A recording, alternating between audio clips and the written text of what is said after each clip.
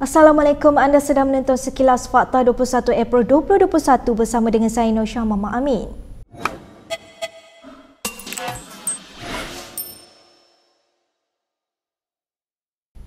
Bekas Perdana Menteri Dr. Mahathir Mohamad pernah bercadang memecat Yeo Bee Yin daripada Kabinet Pakatan Harapan. Perkara itu didedahkan oleh bekas Timbalan Menteri Pertahanan Liu Chin Tong dalam kandungan buku baru yang ditulis beliau. Buku karya pengarah pendidikan politik DAP itu merupakan naskah biografi veteran DAP Lim Kit Siang.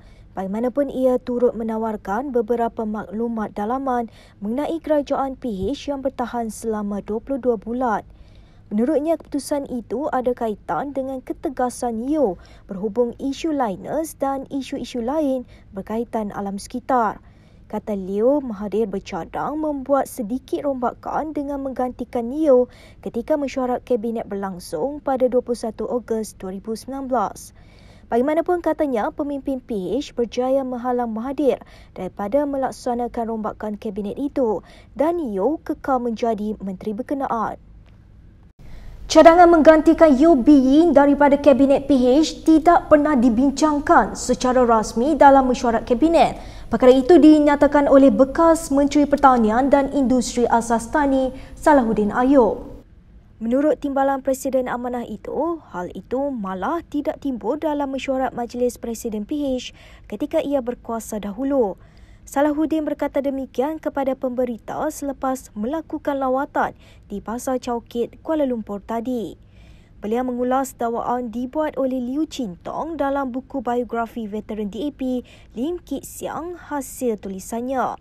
Untuk rekod, tindakan menasihatkan mana-mana menteri kabinet untuk meletak jawatan atau memecat menteri adalah hak seorang Perdana Menteri dan tidak perlu dibincangkan dalam kabinet. Sementara itu, Salahuddin menggesa kerajaan menambah bilangan barangan kawalan di bawah skim harga maksimum musim perayaan menjelang Hari Raya Aidilfitri. Katanya hasil makluman dan lawatan yang dibuatnya di Pasar Chowkit pagi tadi, hanya terdapat 10 barangan yang disenarai di bawah skim harga kawalan berkenaan. Sedangkan katanya di bawah pemerintahan Pakatan Harapan dahulu, kerajaan mengawal sebanyak 22 hingga 30 jenis barangan setiap kali tibanya musim perayaan. Kata Salahuddin, kawalan harga pada zaman PH dilakukan 2 minggu sebelum tarikh perayaan dan 2 minggu selepasnya. Sebelum ini dilaporkan secara meluas tentang aduan pembeli berkenaan harga ayam yang melambung sehingga RM9.50 sekilogram setelah menjalannya musim puasa lebih seminggu lalu. Baik, sekiranya anda menyukai laporan Kini TV, anda boleh menyumbang pada pautan yang kami sertakan di bawah supaya kami boleh menghasilkan kandungan yang lebih berkualiti. Berita seterusnya. Kementerian Komunikasi dan Multimedia Malaysia didakwa mengarahkan kaki tangannya mengikuti akaun media sosial Menteri, Timbalan Menteri dan ketua setiausahanya. Beberapa tangkap layar pesanan teks arahan tersebut tular di media sosial sejak semalam. Pengguna Facebook Nazri Nurani telah memuat naik gambar tangkap layar berkenaan dan mempertikaikan arahan kementerian itu. Nazri menyertakan 3 tangkap layar perbualan WhatsApp yang dikatakan daripada KKKM yang didakwa dikongsi oleh sahabatnya. Ketika dihubungi, Pejabat Menteri Saifuddin Abdullah memberitahu kementerian itu akan mengeluarkan kenyataan berkenaan perkara tersebut hari ini. Sementara itu, beberapa kaki tangan KKKM yang dihubungi Malaysia Kini mengesahkan memang terdapat arahan sedemikian dan dikeluarkan pada pertengahan April.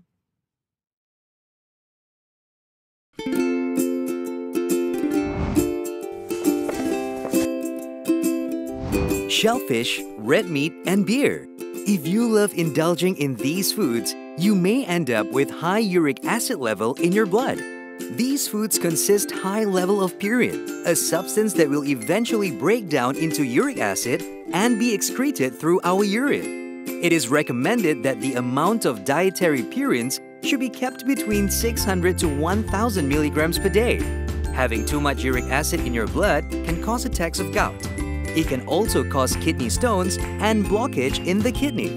The crystallization of the excessive uric acid in your blood can be eased by reducing purine-rich food to to only 100 to 150 milligrams daily, maintaining a healthy lifestyle, and consuming urinary alkalinizer like Ural. It consists of sodium bicarbonate, citric acid, and sodium citrate that increases the urinary pH and solubility of uric acid to prevent crystallization. Best of all, it's lemon-flavored and sugar-free. Ural, effective urinary alkalinizer. Neutralize your uric acid problem now.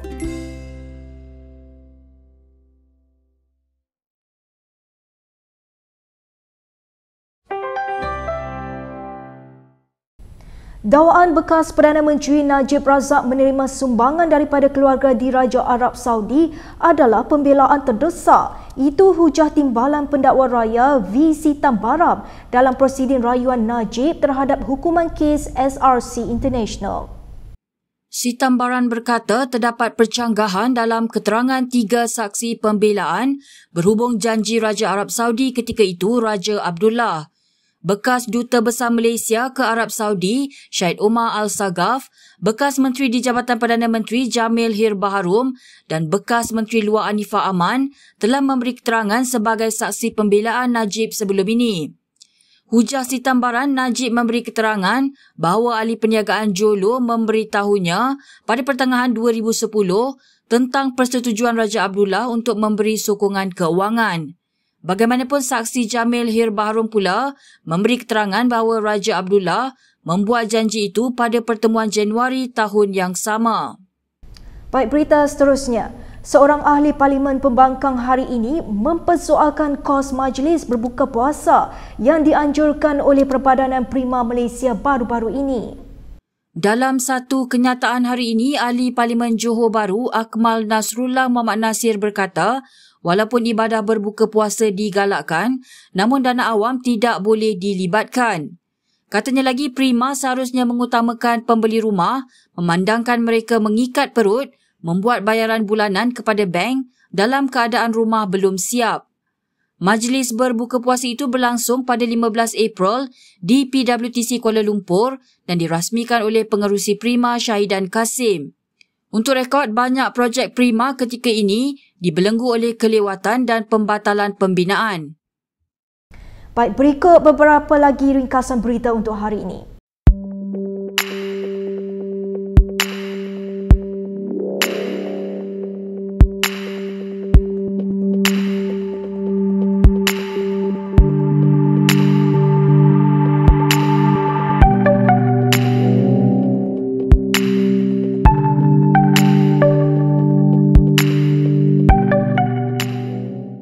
Baik, sekian sahaja daripada saya Nosyah Mama Amin untuk Sekilas Fakta. Untuk lebih banyak berita, anda boleh melayari kinitv.com. Anda juga boleh mengikuti kami di Instagram, Twitter, YouTube dan Facebook. Salam hormat dan jumpa lagi.